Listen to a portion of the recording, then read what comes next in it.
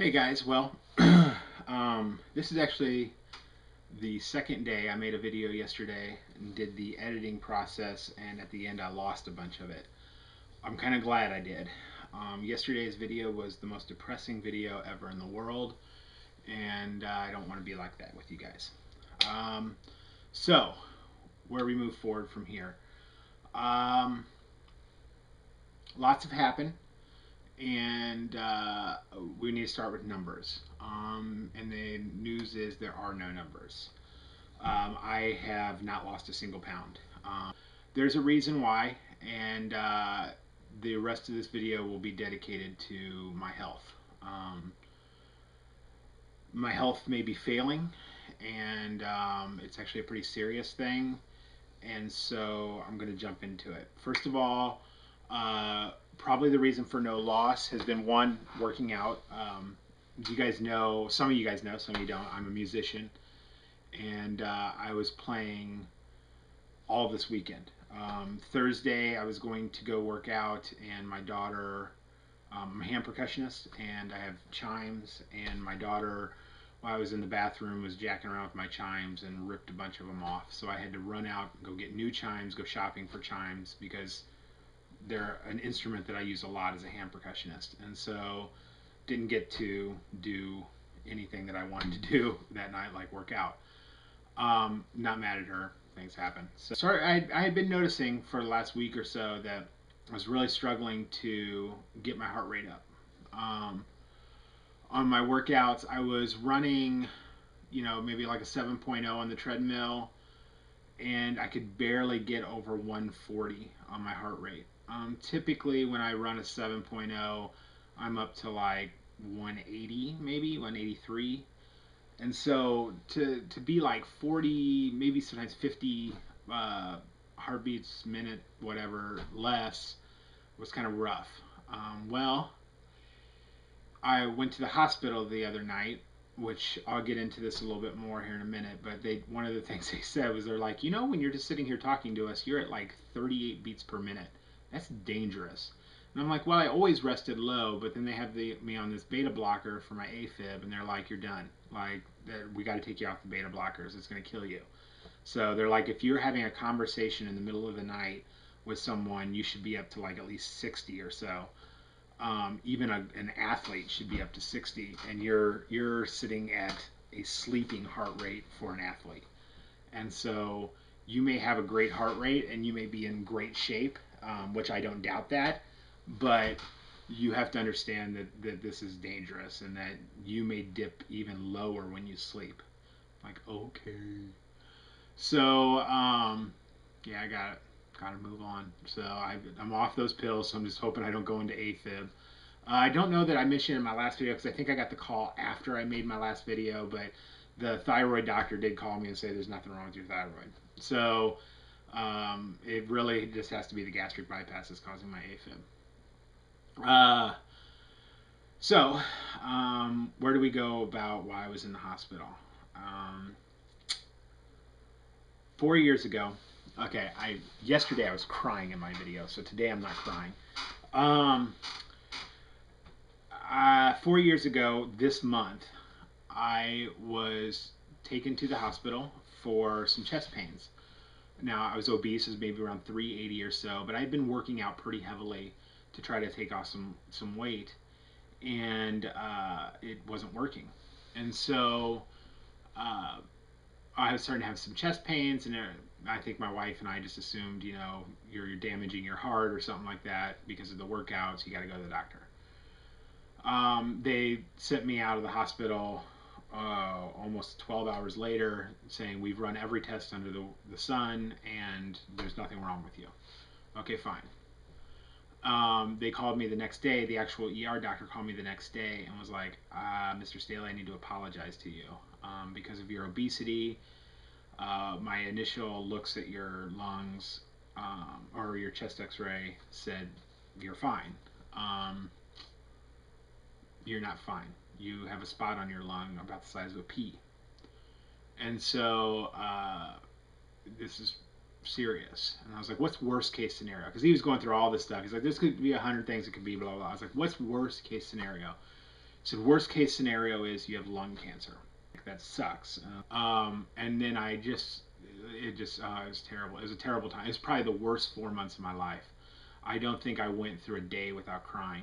Of course, I'm a manly man, so I would go in the corner and cry or something like that. And of course, my daughter had just been born, and so I'm like, I'm never gonna see my girl grow up, and it was terrible. So they started me on this series of tests, and the basically they would start with the let's hope it's this stuff, and then move to the worst case scenario. Um, all the tests were coming back negative, negative, negative. So we then moved into we had like about five more possibilities, and we just kept moving forward for those, and we got to the very end where it was either um, this is cancer or this is a tumorous nodule, and which is caused by sometimes like if you get a really bad infection or something like maybe a bronchial infection or some kind of lung infection or something like that, you can grow these little nodules on things. It's just like a growth of cells, kind of like cancer, but then it just kind of stops growing. They did know that I was right between two rib cages, so is two ribs, so it's just kind of rubbing them, and so they said that the workouts were kind of causing them to inflame. But they wanted me to.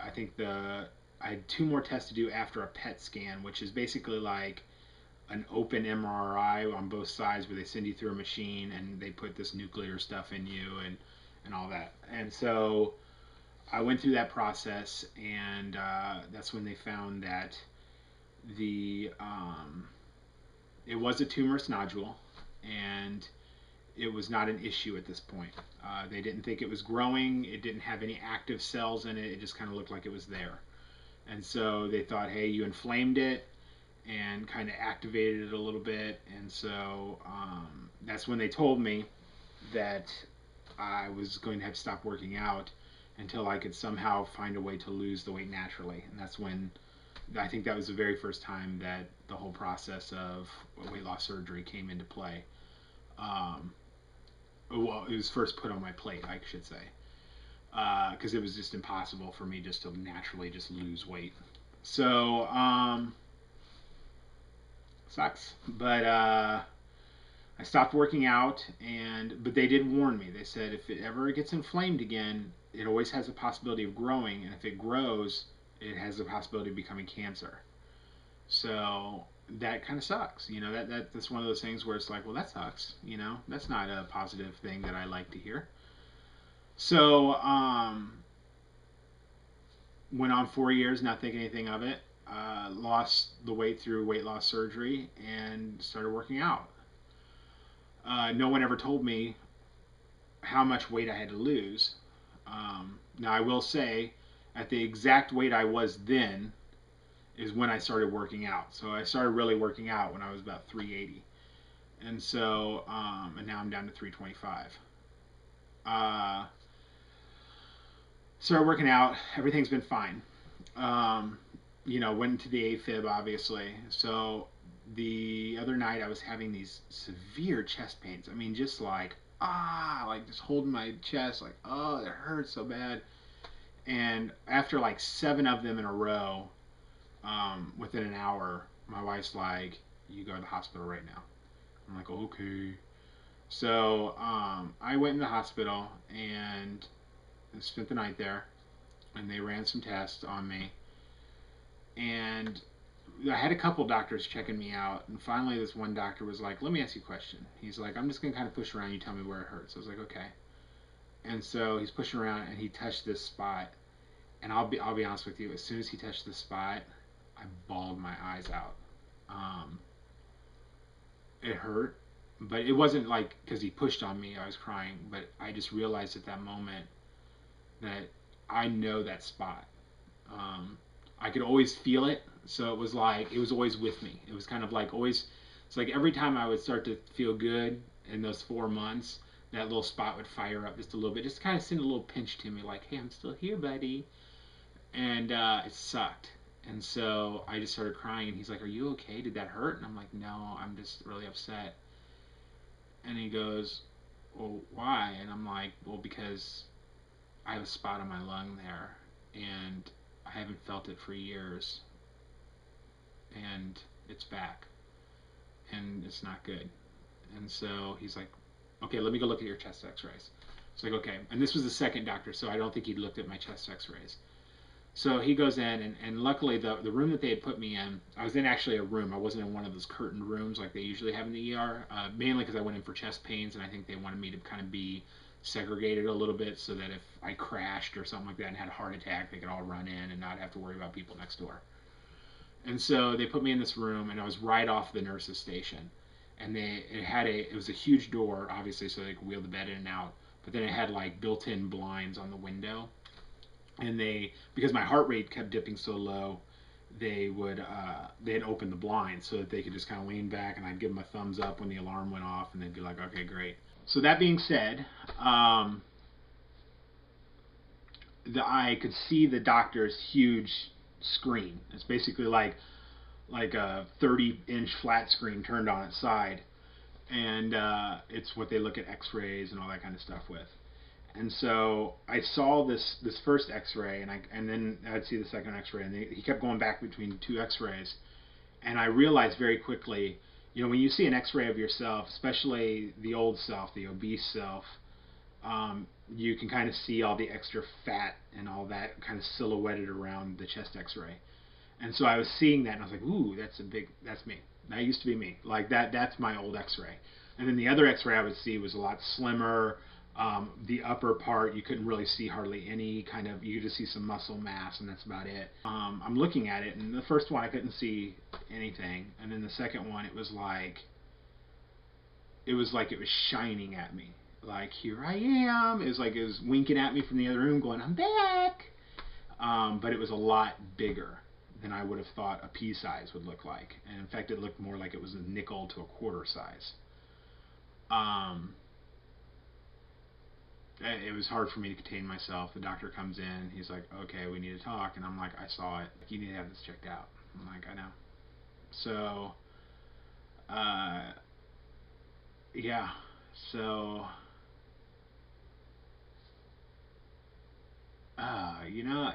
it's like, here's the thing. I'm gonna get slightly religious on you, but so hold y'all back, 'cause I'm gonna get religious. Oh yeah, I'm gonna get religious. Okay, sorry, I'll move on. That was for me, not for you.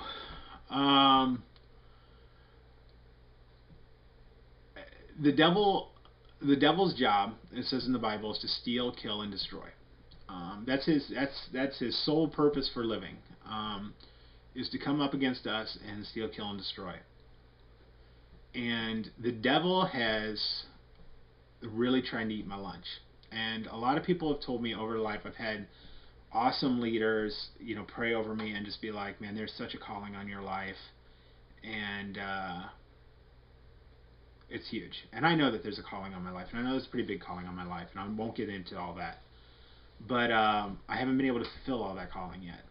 And the enemy just, I think he knows. I think he's like, oh man, if I let this guy go, it's just going to crush my world. And he's a world changer, and we got to stop world changers. And so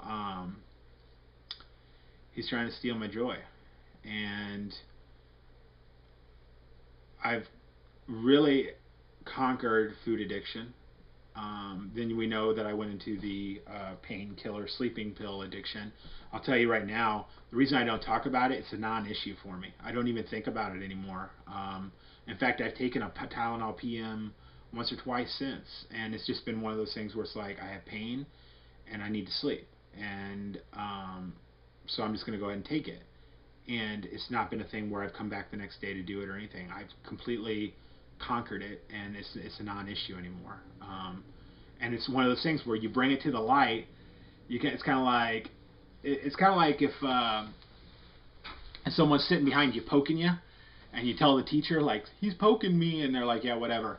But if you take a picture and you say, see, he's poking me, then it's kind of like, oh great, I can't poke him anymore, And so by me making the videos and going out and telling all my friends and everything, it's kind of like the enemy's like, why don't you just hide this stuff? Keep it secret. And so, because I exposed it to the light, he had to go. Um, he's trying to come up with new things. And so bringing this thing back up is just like, it can steal my joy. And I've let it steal my joy for the last couple of days. But no more. I can't. I can't work out. I'll be honest with you. I can't. I have to completely stop working out until we figure this thing out. And so here I am. This is my first time in 6 months that I've not lost a pound. And I could easily be like, the heck with this, not going to happen. But it's like, you know what? Instead, what I'll do is I'll sit back, I'll reevaluate, and I'll start coming up with ways that I can be better with my food. Because I can be a little loose with my food, with my carb intake, stuff like that. I can be a little bit looser with it because I was working out so much. And I knew that I was expending that energy. Now I'm not. So now I need to go back to the basics. I need to pull back. I need to just do proteins and some vegetables and in very small, and I'm going to start measuring my food back out because I can eat a little bit more now. And so I'm going to start measuring my food. I'm going to start really watching what I'm doing. And that's where we're going to go. And I have no idea what next week's going to look like. Next week I might have 5 pounds weight loss. I might have no pounds weight loss again. But that's what I can do. That's what I'm allowed to do. But I can't let this spot control me. Now there's always a fear there. And that's the fact that I may be talking to you right now, and I may die. I may not make it to my 6-month surgery or to my 1-year surgery. If I have lung cancer, it usually hits pretty hard, and you go pretty quickly. So sucks, but I can't do it. And with me getting religious on you, but I'm going to be straightforward with you. This is my vlog, and I'll say what I want to say. I have been honored to be able to partner with God in some pretty amazing ways. I have done trips to other countries and seen some pretty amazing stuff in my life. Just real quickly, when I was a really young believer. I'd been following Christ for a while, but I was really real young in the, I can pray for people and things will happen type thing. I was in a church, and a man had stumbled into this church, and he was just crying the whole time. And we finally walked up to him. I said, "What's wrong?" And he's like, "I have stomach cancer." And he had this huge distended belly. I mean, just huge thing.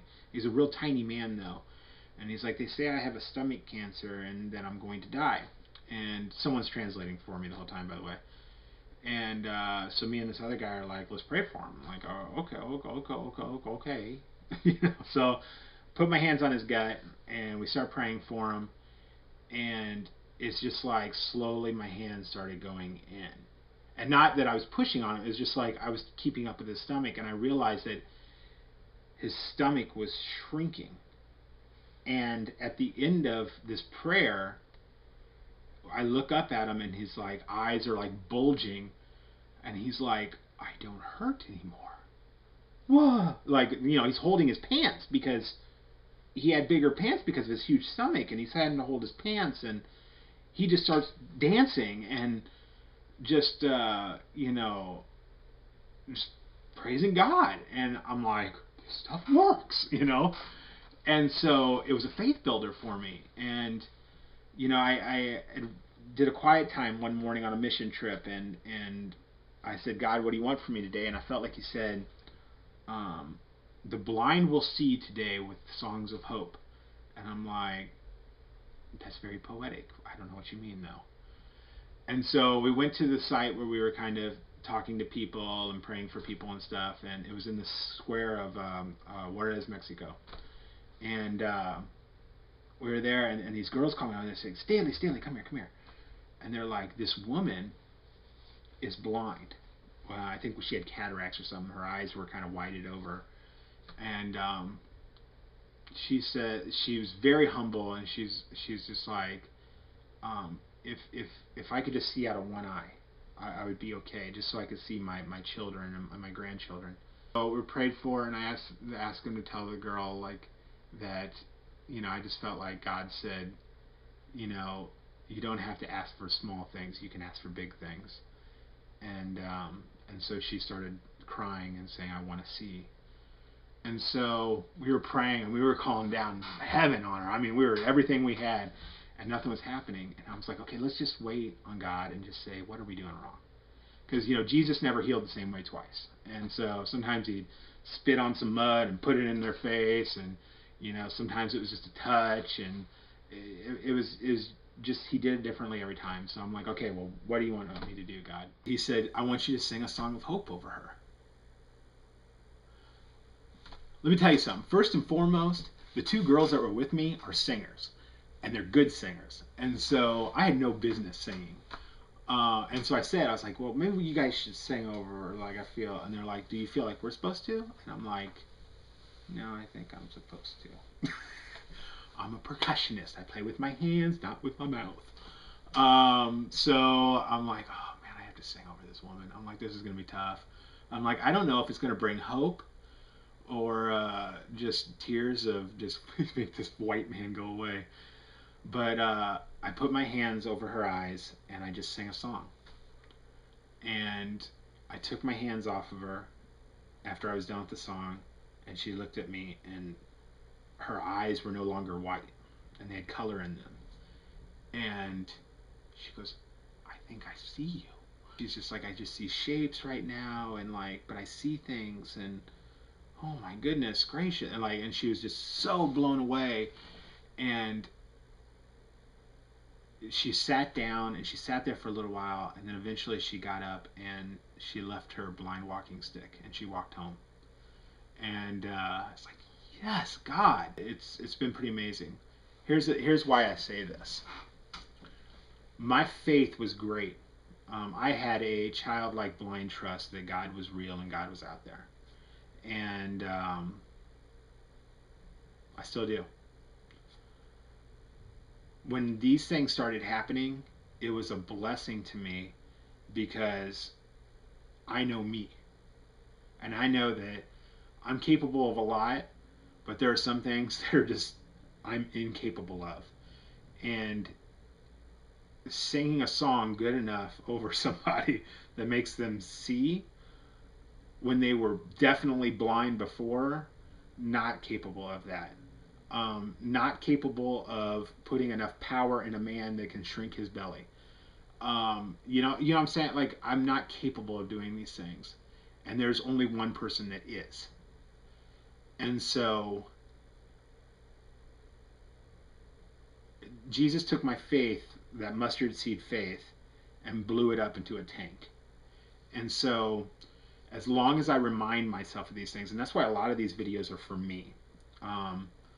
They're for me to look back on and go, yes, I forget sometimes that God is as big as he is and that God is there. And so unfortunately the last couple of days I've forgotten that, and I haven't forgotten that now. Like, I've been reminded of it, and so I make this video and I say I'm gonna be okay. In fact, not only do I say I'm going to be okay, but I'm going to live. The reason why is because God has huge promises on my life. Before you do something big, I always say, hear God. You've got to wait on God. What do I do? Because you get promises, and promises are what you build your life upon. And my promise at the beginning of this surgery, I said, God, will you save my life? And God said, Chris, if you dedicate a year of your life to me, fighting for everything, then I will save your life and I will transform you. And I can say right now, 6 months out, the halfway point, I have been transformed. I am not the man I was 6 months ago. And we're not talking about my waistline. Okay, we're not talking about the weight that's come off my face. We're not talking about the big mushkels, as my daughter says. We're not talking about those things. We're talking about who I am as a person. I am a better person. That God has done something with me that weight loss can't do. And he has made me more aware. He has made me more passionate, and he's made me more humble than I've ever been in my life. And he is multiplying my growth through this year because of my submission to him in this process. It's not over yet. And so God's not going to save my life just to take my life. Eventually he will take my life. And that's okay. But there's still more there. And so I stand on that. And so I'm going to be okay. And but you know, is there some things that scare me during this process? Of course there are, you know. But for the most part, I've had my tears, I've had my little, like, you know, cry fits, and for right now I'm done with those. Now, if I get some bad news down the road, will I have a day or two that I cry about it? Of course I will, and that's okay. Um, that's where God gets to put on his other hat and become a comforter. Um, More than just the coach, he gets to comfort me. And so, huge. Finally, I did. I'll end with this video on a more upbeat scale. I'll show you the shirt I'm wearing. I've got some shirts that I've been pulling out. I forgot that I had some old shirts that I've been souveniring from college. And a long time ago, we're talking 12 years ago, this shirt was bought to me by a lady who liked me. And I'm not married to her. So, but she bought me this shirt, and I used to love this shirt, but it was always really tight on me, even when I bought it. And so here I am, 12 years later, and I'm wearing this shirt, and it's loose and comfortable on me. So I'll do somewhat of a full body shot the best I can. It's kind of tight quarters here, so. Can you see me? Big muscles. So, all right, guys, love you. Talk to you later. Oh, my knees. Sorry, my knees haven't gotten quite where I wanted them to be. Love you guys. See you later, and leave comments. I haven't commented on anything simply because I've been depressed and haven't commented. So, been watching your videos too. Just haven't felt funny. So, love you guys. Peace out. Peace.